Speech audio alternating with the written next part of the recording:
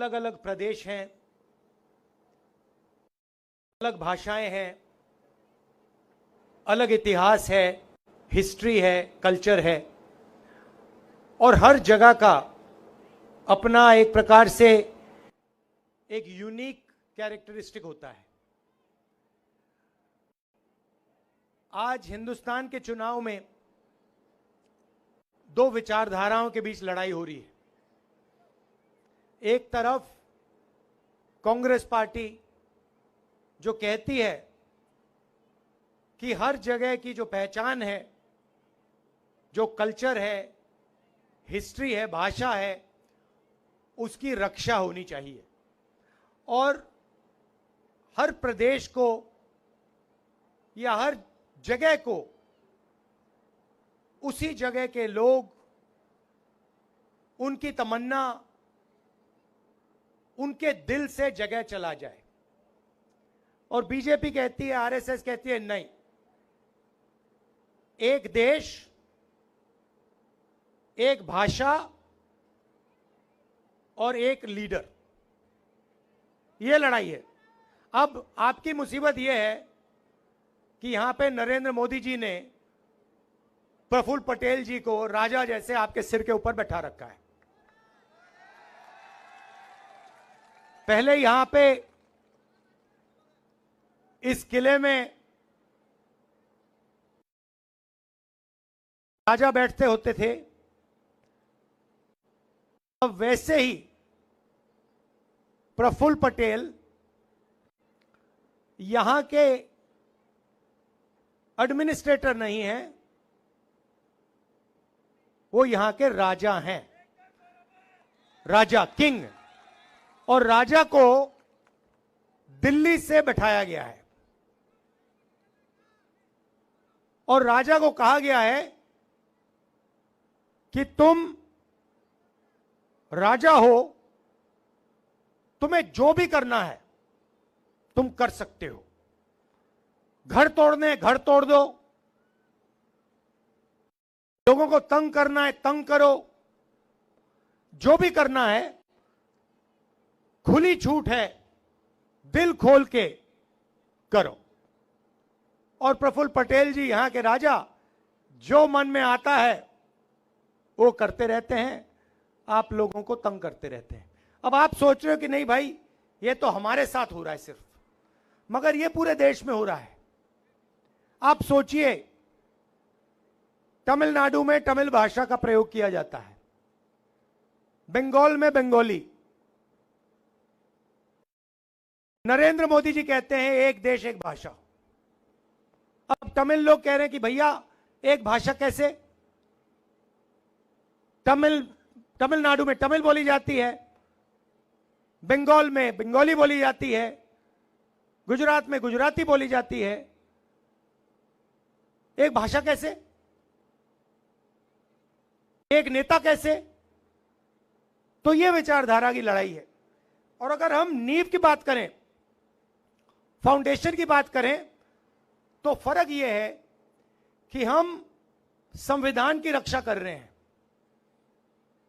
Constitution की रक्षा कर रहे हैं, और जो हिंदुस्तान को कॉन्स्टिट्यूशन ने, संविधान ने दिया, उसकी रक्षा हम कर रहे हैं। और वो उनका लक्ष्य है कि कॉन्स्टिट्यूशन जो है, संविधान जो है, उसको खत्म किसी ना किसी तरह। आरएसएस और बीजेपी के लोग चाहते हैं कि किसी ना किसी तरह इसको खत्म कर दिया जाए। संविधान से क्या क्या निकला मैं आपको बताता हूं। सबसे पहले संविधान कहता है कि हिंदुस्तान के सब लोगों को एक जैसा अधिकार मिलना चाहिए। संविधान आपको वोट देता है, लोकतंत्र देता है। संविधान ने करोड़ों लोगों को आरक्षण दिया, दलितों को, आदिवासियों को, पिछड़े वर्ग को आरक्षण दिया। अब नरेंद्र मोदी जी और आरएसएस क्या चाहते हैं कि जैसे पहले राज हुआ करता था, जैसे यहां पे आपके प्रफुल्ल पटेल हैं, उनका जनता से कुछ लेना देना नहीं ना। आप कुछ भी कह लो, देखो ना, आप कुछ भी कह लो, आप उनके घर जाओ और कहो देखिए हमें ये चाहिए, प्रफुल्ल पटेल जी आपको कहेंगे देखो गेट आउट, मेरे घर से बाहर निकलो, तुम्हारी कोई यहां पे लेना देना नहीं है, मैं यहां का राजा हूं, जनता जो भी चाहे कोई फर्क नहीं पड़ता, मैं यहां का राजा हूं, मैं किंग हूं, मैं जो करना चाहता हूं करूंगा। जो यहां पे आपके प्रफुल्ल पटेल जी कर रहे हैं वो दिल्ली में नरेंद्र मोदी कर रहे हैं, वो एक ही सिस्टम है। अब यहां पे फर्क है कि यहां पे उनको बैठा रखा है और उनका जो है प्रफुल्ल पटेल जी हैं, उनका नरेंद्र मोदी जी जितना कंट्रोल नहीं है। नरेंद्र मोदी जी के पास क्या है मैं बताता हूं आपको, CBI, ED, income tax, police, सारे के सारे जो संस्थाएं हैं, हिंदुस्तान की जो संस्थाएं हैं जो कॉन्स्टिट्यूशन से निकली, इलेक्शन कमीशन हो, जुडिशरी हो, ये सारा का सारा कॉन्स्टिट्यूशन से बाहर निकला। सबसे पहले सब लोगों को एक जैसा अधिकार मिलेगा, उसके बाद लोकतंत्र, अलग अलग इंस्टीट्यूशंस, वो सारे के सारे कॉन्स्टिट्यूशन से बाहर निकले। कॉन्स्टिट्यूशन नींव थी, बीज था, और उसमें से ये चीजें निकली। अब ये लोग चाहते हैं कि इसको नष्ट किया जाए, लोकतंत्र को खत्म किया जाए, ये जो अलग अलग संस्थाएं हैं इनको खत्म किया जाए, और आरएसएस और बीजेपी के राजाओं को देश के राजा बना दिया जाए। अब देखिए, आप मैं आपको बताता हूं, देखो, आप वाइस चांसलर्स की लिस्ट निकालो, हिंदुस्तान की जो शिक्षा का सिस्टम है उसमें आप वाइस चांसलर्स की लिस्ट निकालो, सारे के सारे आरएसएस के आदमी हैं, उनको शिक्षा के बारे में कुछ नहीं मालूम, कर सारों को यूनिवर्सिटीज में सारे आरएसएस के राजा बैठा दिए। तो यह काम किया जा रहा है और इससे नुकसान आपका होगा। आपको तो मालूम है, आपको तो शायद बताने की भी जरूरत नहीं है, क्योंकि आपको मालूम है कि भैया ये प्रफुल्ल पटेल जो राजा बैठा है, जो यहां पे पहले 70 साल 80 साल पहले जो होता था आज हो रहा है। अगर मैं ये देश को समझाने की कोशिश कर रहा हूं कि भैया ये प्रफुल्ल पटेल इन्होंने यहां बैठा रखे, बाकी देश में भी ये यही करने जा रहे हैं। आज आरएसएस के जो चीफ है उनका बयान आता है कि हम रिजर्वेशन के खिलाफ नहीं है। अरे, इन्होंने ही पहले स्टेटमेंट दिया था कि रिजर्वेशन के खिलाफ हैं। जो भी रिजर्वेशन के खिलाफ है सारे के सारे इनकी पार्टी में जा रहे हैं। जो भी रिजर्वेशन के कॉन्स्टिट्यूशन के खिलाफ है सारों को ये ले रहे हैं, फिर कह रहे हैं कि भैया हम रिजर्वेशन के खिलाफ नहीं है। और इसका लक्ष्य क्या है मैं बता देता हूं। आप कहोगे ये संविधान को क्यों खत्म करना चाहते हैं, लोकतंत्र को क्यों खत्म करना चाहते हैं? क्योंकि ये 20-22 अरबपतियों की मदद करना चाहते हैं। ये चाहते हैं कि जो आपका सुंदर बीच है, जो आपकी इतनी सुंदर लोकेशन है, इस किले पे अदानी जी का नाम लिख दिया जाए। वो चाहते हैं कि इस बीच पे अगर टूरिस्ट आए तो आपको फायदा ना हो, बीच पे साइन हो अदानी बीच, आपके एयरपोर्ट पे अदानी का नाम हो, आपके हाईवेज अदानी बनाए, जो भी यहां बिके वो अदानी और अंबानी बेचें और आप लोग बस देखते रह जाओ। और ये इन्होंने पूरे देश में किया है। मैं 2-3 उदाहरण देता हूं आपको।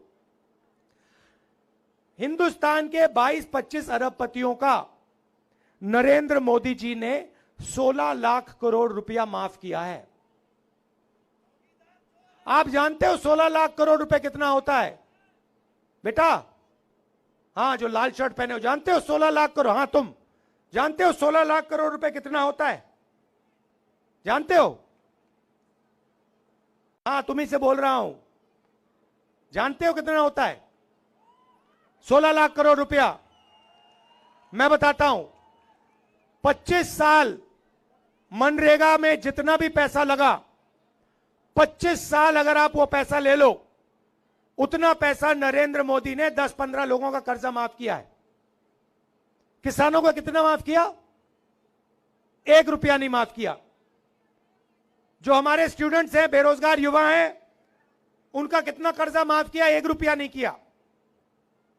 छोटे व्यापारियों को खत्म कर दिया, स्मॉल मीडियम बिजनेस वालों को खत्म कर दिया, नोटबंदी की, गलत जीएसटी लागू की। किसको फायदा हुआ? यहां पे एक आदमी नहीं है जिसको नोटबंदी से फायदा हुआ हो। अदानी, अंबानी। आप मुझे बताओ, यहां पे कोई एक व्यक्ति है जिसको नोटबंदी से फायदा हुआ है? ना। एक आदमी है यहां पे जिसको जीएसटी से फायदा हुआ? ना। अब देखिए, मजे की बात देखिए, आप शर्ट खरीदते हो, ये भैया आपने शर्ट कितने की खरीदी? हाँ, आपने कितने की खरीदी है? अरे भाई, आपसे पूछ रहा हूं, सफेद वाला। हाँ, कितने की खरीदी? 200। अब देखो, लड़के ने 200 रुपए की शर्ट खरीदी, 18% जीएसटी लगा, इसके जेब से निकला। अगर अदानी अरबपति यही शर्ट खरीदता तो वो भी 18% टैक्स देता। मतलब जितनी टैक्स आप देते हो उतनी अदानी देता है। आमदनी इनकी हजारों में, उनकी हजारों करोड़ रुपए में। टैक्स जितना आप उतना वही। और टैक्स कौन दे रहा है? आप लोग दे रहे हो, किसान दे रहा है, मजदूर दे रहा है, बेरोजगार युवा दे रहा है। और पैसा कहां जा रहा है? उन्हीं 2-3 लोगों के जेब में। आप जानते हो, उन्हीं के जेब में आपका पैसा जा रहा है। तो हमने निर्णय लिया कि अगर ये बीजेपी के लोग नरेंद्र मोदी 20-25 अरबपति बना सकते हैं, तो कांग्रेस पार्टी करोड़ों लाखपति बना सकती है। तो आप कहोगे भाई ये कैसे हो सकता है? आप कहोगे ये कैसे हो सकता है? मैं बताता हूं आपको, मगर उससे पहले मैं आपको बताता हूं, जैसे ही दिल्ली में हमारी सरकार आएगी तो प्रफुल्ल पटेल को ना हम यहां से आउट करके 2 मिनट में, और जो उसने यहां पूरा का पूरा भ्रष्टाचार किया ना, जो पूरा भ्रष्टाचार किया है, घर तोड़े हैं, उसका पूरा दादागिरी जो है उसको सीधा टाइट कर देंगे। सबसे पहला वो होगा। उसके बाद हम क्या करेंगे मैं बताऊंगा। आपको खुश करने आया हूं आज मैं यहां, मूड ठीक करने आया हूं। जो मोदी जी ने, अंकल जी ने आपका मूड खराब कर रखा है, वो मैं ठीक करने आया हूं। तो सबसे पहले क्या होगा, हिंदुस्तान के सब गरीब परिवारों की लिस्ट बनाई जाएगी। करोड़ों परिवारों की लिस्ट बनेगी और हर परिवार में से एक महिला का नाम चुना जाएगा। अब आप पूछो क्या होगा? पूछो क्या होगा? मैं बताता हूं। उस महिला के बैंक अकाउंट में साल के 1 लाख रुपए डाल देंगे। हर महीने 8,500 रुपए खटाखट 1 तारीख को खटाक खटाक खटाक खटाक। आप जानते हो, यहां महिलाएं बैठी हैं, 21वीं सदी में महिला और पुरुष दोनों काम करते हैं, जॉब दोनों करते हैं, मजदूरी दोनों करते हैं। सही करते नहीं करते? ठीक है। अब 8 घंटे दोनों काम करते हैं, दोनों को पैसा मिलता है। 10 घंटा करते हैं, 12 घंटा करते हैं, दोनों को पैसा मिलता है। मिलता नहीं मिलता है? मगर जो महिला घर में काम करती है उसके लिए उसको पैसा क्यों नहीं मिलता? आप 8 घंटा काम करते हो, वो जो बैठी हुई है वो 8 घंटा बाहर करती हैं, 8 घंटा घर में करती हैं, 16 घंटा वो काम करती हैं, मगर जो घर में काम करती हैं उसके लिए उनको 1 रुपया नहीं मिलता। इसीलिए हमने निर्णय लिया है कि महिलाओं के बैंक अकाउंट में 1 लाख रुपया जाएगा। वो उससे आपका भी फायदा होगा। ये मत सोचिए कि वो पैसा आपको नहीं मिलेगा, वो मिलेगा, मगर महिला के बैंक अकाउंट में हम 1 लाख रुपए साल का डालेंगे। तो ये हो गई पहला कदम, करोड़ों लाखपति का पहला कदम। अब मैं आपको दूसरा कदम बताता हूं। यहां पे मुझे दिख रहे हैं नरेंद्र मोदी जी ने, अंकल जी ने बहुत सारे लोगों को बेरोजगार किया है। प्रफुल्ल पटेल जी ने बहुत सारी यहां पे नौकरियां खत्म की हैं, मुझे दिख रहा है, ये देखो, ये देखो, हां दिख रहा है। अब अंबानी का जो बेटा है वो जॉब मार्केट में घुसने से पहले, अदानी का बेटा, अंबानी का बेटा, टाटा का बेटा, वो भैया अमित शाह का दूसरा लेवल का आदमी है। उसने कभी क्रिकेट खेली नहीं, मगर वो तेंदुलकर जी की जगह पे बैठा हुआ है, बट वो अलग बात है। तो वो अप्रेंटिसशिप करते हैं, 1 साल की अप्रेंटिसशिप होती है, उनकी ट्रेनिंग होती है, सैलरी मिलती है, और फिर उसके बाद 1 साल की टेम्पररी, 6 महीने की टेम्पररी नौकरी करने के बाद उनको परमानेंट नौकरी मिलती है। मगर हमारे जो बेरोजगार युवा हैं उनको यह मौका नहीं मिलता। हाँ, इसीलिए तो मैं आया हूं यहां, अब मिलेगा। अब हमने सीधी सी बात रखी है, हिंदुस्तान का कोई भी ग्रेजुएट हो, डिप्लोमा होल्डर हो, कॉलेज यूनिवर्सिटी जो भी, उसको हम एक अधिकार देने जा रहे हैं। जैसे मनरेगा में रोजगार का अधिकार दिया था, गांव में काम का अधिकार दिया था, अब हम पूरे हिंदुस्तान के ग्रेजुएट्स को अधिकार देने जा रहे हैं। अधिकार का मतलब अगर आपने मांगा उसको पूरा करना पड़ेगा, कानून है। अगर आपने मांग लिया तो सरकार को देना ही पड़ेगा। अब क्या देंगे बता रहा हूं आपको। अप्रेंटिसशिप मिलेगी, 1 साल की अप्रेंटिसशिप होगी, प्राइवेट सेक्टर में, पब्लिक सेक्टर में, सरकारी ऑफिसेज में, सरकारी अस्पतालों में 1 साल की पहली नौकरी पक्की। पहली नौकरी पक्की मतलब कोई भी बेरोजगार युवा ग्रेजुएट कह सकता है, भैया हाथ उठा के कह सकता है मुझे अपना अधिकार चाहिए। जैसे ही वो कहेगा, सरकार कहेगी इधर आओ, चलो ये लो, इस प्राइवेट कंपनी में तुम्हें 1 साल की नौकरी मिल रही है, उसमें तुम्हारी ट्रेनिंग होगी, 1 लाख रुपए तुम्हारे बैंक अकाउंट में 1 साल में घुसेंगे, 8,500 रुपए महीने के, लो खत्म। और करोड़ों युवाओं को यह फैसिलिटी दी जाएगी। तो एक तरफ महिलाओं को 1 लाख रुपए साल के, 8,500 महीने के, और दूसरी तरफ बेरोजगार युवाओं को ट्रेनिंग और महीने के 8,500 रुपए, साल के 1 लाख रुपए। ये हो गए, करोड़ों लाखपति बन गए। अब किसान कहेंगे भैया देखो, हमें महालक्ष्मी योजना जो महिलाओं का पैसा है उससे फायदा होगा, हमारे बेटियों को अप्रेंटिसशिप मिलेगी, ये तो सब ठीक है, बेटियों को अप्रेंटिसशिप मिलेगी, मगर हमारे लिए आप क्या करने जा रहे हो? तो किसानों से मैं कहना चाहता हूं, नरेंद्र मोदी जी ने अदानी जैसे लोगों का कर्जा माफ किया, सरकार बनते ही तुम्हारा कर्जा माफ हो जाएगा, किसानों का कर्जा माफ हो जाएगा। और अलग अलग प्रोडक्ट्स के लिए सब लोगों को सही दाम मिलता है। कोई गाड़ी बनाता है उसे सही रेट मिलता है, कोई टूथपेस्ट बनाता है उसे सही रेट मिलता है, मगर किसान दिन भर काम करता है, खून पसीना देता है, उसको सही रेट नहीं मिलता, कभी नहीं मिलता। हर किसान जानता है जब उसको धान बेचना होता है, शुगर केन बेचना होता है, गेहूं बेचना होता है, एक्सपोर्ट पॉलिसी बदल दी जाती है, कुछ ना कुछ हो जाता है, उसे सही रेट नहीं मिलता। तो इसीलिए हमने कानून बनाया है, जैसे ही सरकार आएगी, कानूनी गारंटीड किसान के लिए मिनिमम सपोर्ट प्राइस कानून बना देंगे कि इस रेट से कम किसान को धान के लिए, शुगर केन के लिए नहीं दिया जा सकता। और अगर किसी ने दिया तो कानूनी कार्रवाई शुरू। मजदूर बचे, मनरेगा के मजदूर, आंगनवाड़ी आशा का जो काम करती हैं वो बचे। मनरेगा आजकल 200 रुपए 250 रुपए मिल रहा है, हम मनरेगा को 400 रुपए करने जा रहे हैं। और जो आशा और आंगनवाड़ी महिलाओं को आज मिल रहा है उसको हम दुगना कर देंगे। तो मैं आपसे बस ये कहने आया हूं कि जो आपका इतिहास है, आपकी हिस्ट्री है, आपका कल्चर है, उसकी रक्षा होनी चाहिए।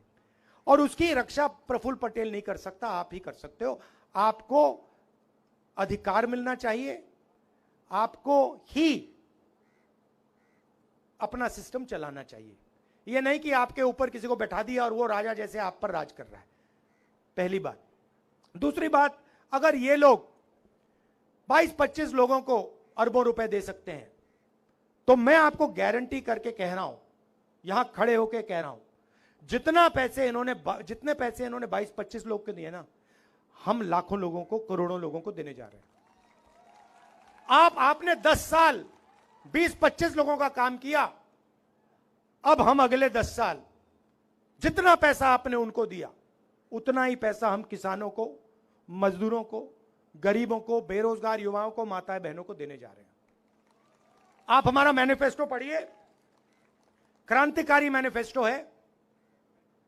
मैंने 5 चीजों के बारे में बोला है, मगर उसमें सब लोगों के लिए हमने कुछ ना कुछ सोच कर दिया है। यहां पे मछुआरे बहुत हैं, आपको बहुत नुकसान हुआ है, आपकी बोट ले जाते हैं लोग। तो आपके लिए मैनिफेस्टो में आप देखेंगे तो आपके लिए बहुत जरूरी चीजें हमने की हैं। थोड़ा सा मैं आपको बता देता हूं। जो पहले आपको डीजल की सब्सिडी मिलती थी, जो बंद कर गई, उसको हम फिर से चालू कर देंगे। दूसरी बात, जो भी बोट, फिशिंग बोट होगी, उसका हम आपको इंश्योरेंस देंगे।